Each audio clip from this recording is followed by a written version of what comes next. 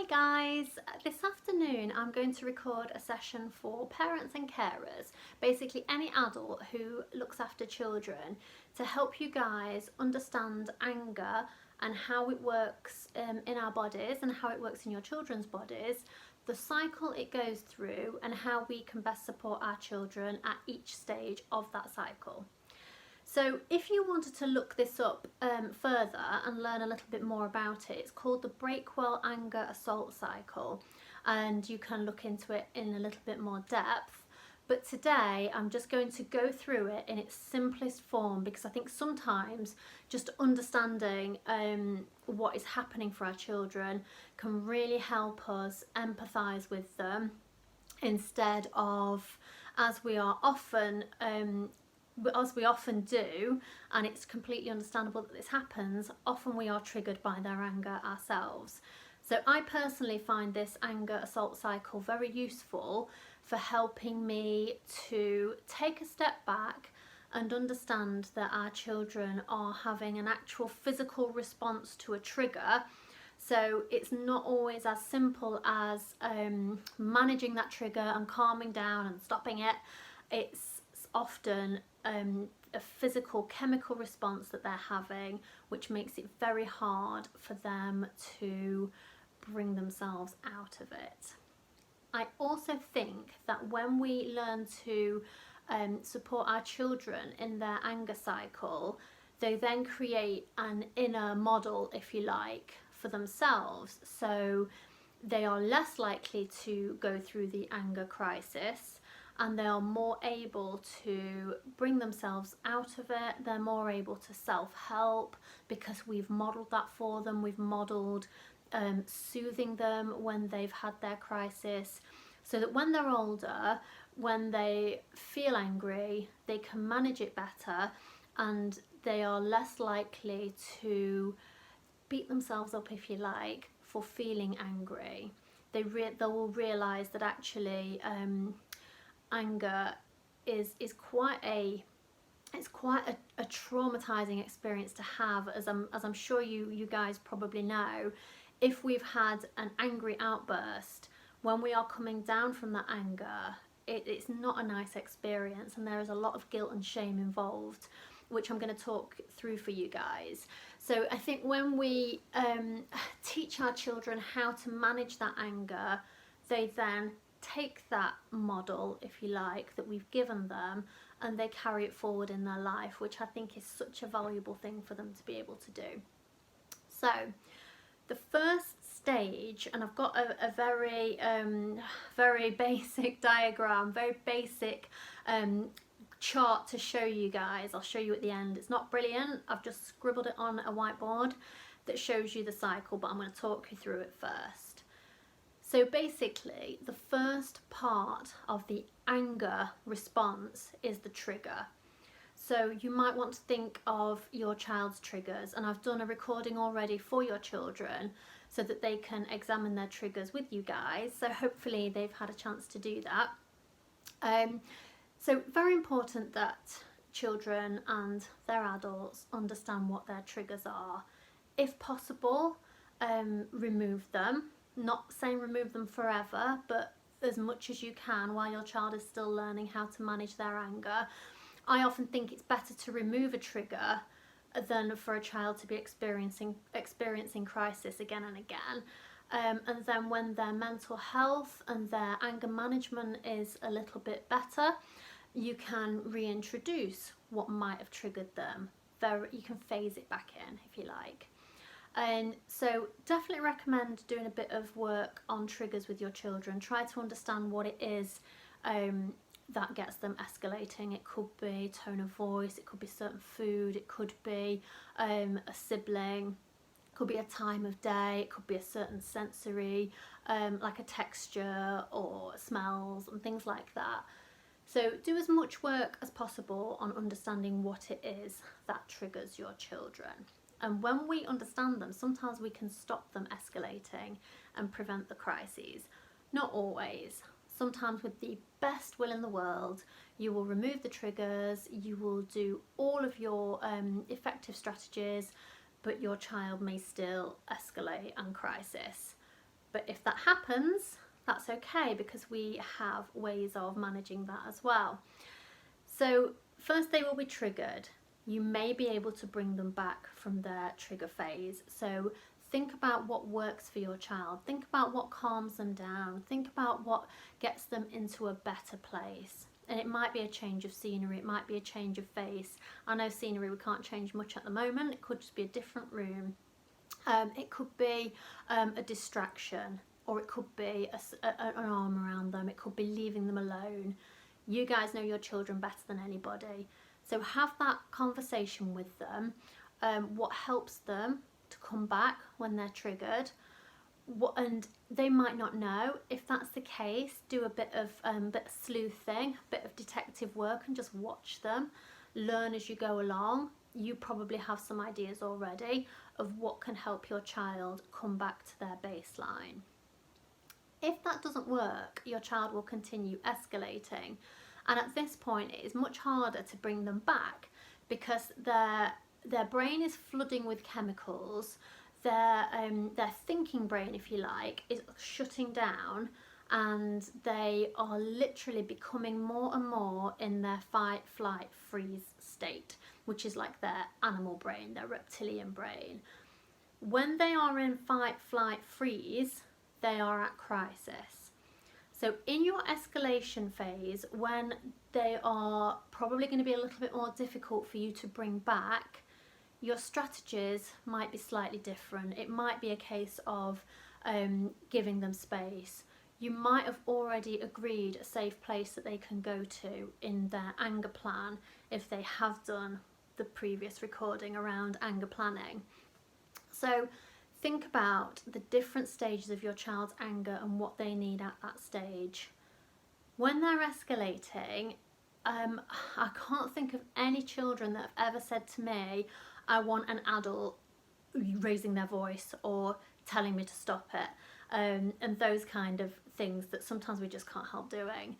So I think it's really important that less words are used at the escalation phase, and it's probably a little bit more guidance, one-word responses, and probably a lot of space, as long as they are in a safe place. You might be able to bring them back from escalation, but it's probably less likely. So they might continue climbing up the scale up to crisis, and then their brain has shut down.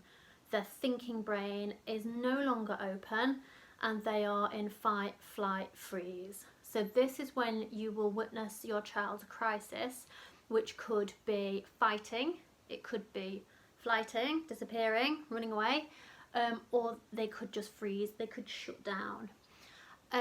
Again, you guys know your children better than anybody else, so think about what your child needs when they are at crisis. Again, very few children in my experience need words at this point. They definitely don't need threats of what's going to happen because of what they're doing or saying.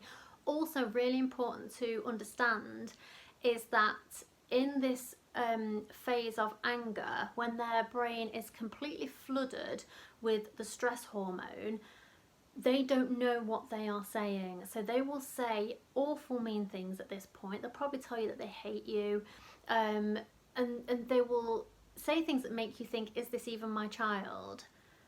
It's so hard, but please try to understand that they are not saying those things because they mean them.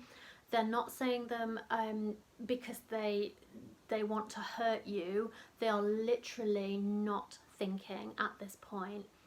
So it's very important that whatever happens in their crisis, and this is such a hard concept to grasp, I think, it's very important that we don't punish for what happens at crisis. We can teach, and we can discuss, and we can look at new ways to do things, but what they have done in their crisis isn't planned, and it isn't with any forethought. It's not, you know, they haven't contrived to go and wreck their room. They are literally animalistic at that point, and it's quite sad. So I think if we can understand how hard it must be for a person to feel like that, it helps us have a little bit more empathy, when dealing with this really, really tricky and stressful situation for everybody. So your child will have their crisis and then they will start to calm down. Some parents have said to me that when their child is calming down, they can be triggered again so easily, and that is very normal because the stress chemicals that are now basically reducing and dissipating will take time. It's quite easy for them to spike back up again. So in this recovery time, it's very important that your child is away from any triggers, any siblings that might trigger them.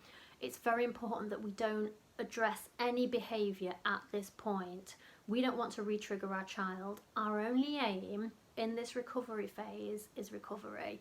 And it's very, very difficult for parents, adults, carers, teachers, whoever's working with children. It's very difficult to understand that the punishment is not effective at this point, because it will literally spike the child back up to crisis. We want them to calm down. So think about the things that your child would need to calm down. So it could be colouring, it could be reading, it could just be a cuddle, it could be watching a film. So think about your plan with your child. What are you going to do to help them recover? So they will start to recover, and incidentally, between trigger and post-recovery, the whole cycle takes up to 2 hours. So it's probably not going to be a good idea after about 10 minutes to think, right, they've calmed down now, let's crack on, let's talk about what they've done. Give lots and lots of time for recovery. When your child is in post-recovery, so when all of those chemicals have now depleted and they're coming back to their baseline, so they're coming back to where they started from, they will dip below their baseline, which is like a bit of a depression. It's a bit of sadness, it's guilt, it's shame. And again, I know a lot of parents have said to me that their children will write letters or draw pictures or say that they're so sorry at this point, because they are. They might not even remember what they've said or done in their crisis, but they will be feeling awful about it, and they will be feeling quite intense guilt, which then can lead on to feelings of shame, which we don't want for our children. It's not good for mental health. So in this post-recovery phase, when your child is very, very sorry, as hard as it is for us sometimes, we need, if we're going to model this effectively, we need to show proper forgiveness and give them a cuddle and, you know, say it's okay and we get it and it's all right. And at this point, we're still not going to discuss what's happened. So give 2 hours between trigger and post-recovery before you even think about addressing, I sound really bossy, don't I now? before you even think about addressing what's happened. Just give it time, give your child time to come back. When they're back, so after a couple of hours, and they're back, and you'll know when they're back to themselves, you can talk about it and you can say, you know, what was it that triggered you? And you can use emotion coaching, so you can understand their trigger, but you can also say to them, look, there are other ways that you can show me how you feel. Let's talk about that. Let's talk about other ways that you can show me how you feel. What would help you manage that trigger better?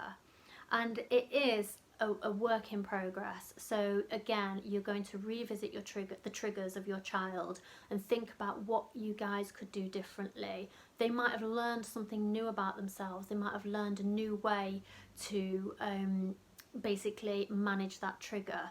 They might not. Your child might have quite intense needs that mean it's virtually, I'm not going to say impossible, but very difficult for them to have any understanding of their strong emotions, and that is not easy as a parent or a carer to deal with.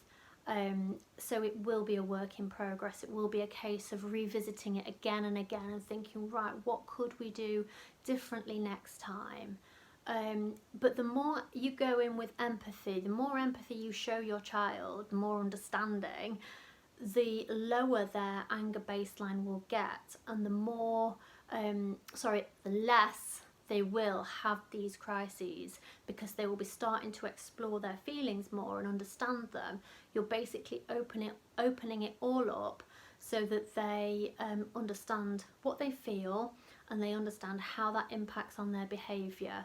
It takes a lot of practice, and it takes a lot of talking with you guys as well, and it takes loads and loads of patience for the adult to be a bit of a sounding board while your child is experiencing their anger. We have to, I think, really try to manage our own triggers while that's happening, and then we can like go into the bathroom and scream or something, or find some way to manage our stress as well. Okay, so leaving it a good long time before you discuss anything that's happened. Reevaluate your plan, come up with maybe some ideas of how they can do things differently. But I think what you will notice is the more calm you are during this crisis, the less and less it will happen. Last thing I'm going to say, and I know I've talked about this for your children, let them have a safe place, let them have a den, let them have somewhere where they can go while they are feeling angry. And I think that when that happens, we find that these anger crises are much easier to manage because there's space given. And as tempting as it is, we are not then chasing our children and saying things like, don't you speak to me like that, because we know that that is definitely not what they need at that point. I hope that's been a bit useful for you. I know there's no easy way. I've actually drawn a very crude diagram of the anger cycle, which I'm just going to hold up and show you guys. It kind of shows how your child will start. So that's from 0 to 10. If your child is quite in quite a stressful place, they might be a bit higher up than 0. I think 0 is a bit Buddhist monk, so I'm not sure there's many people that are at 0 stress. And it shows how your child will escalate up the cycle to crisis, how when they're recovering it's possible for them to spike back up to crisis, but we will support them. And when they get to post-crisis, they actually dip a little bit below their baseline, and that's the sadness that your child can feel and the guilt and shame. So when we manage this crisis for our children, they eventually learn how to manage it themselves. Like I say, I hope that's been a bit of use for you, and I will catch you guys later.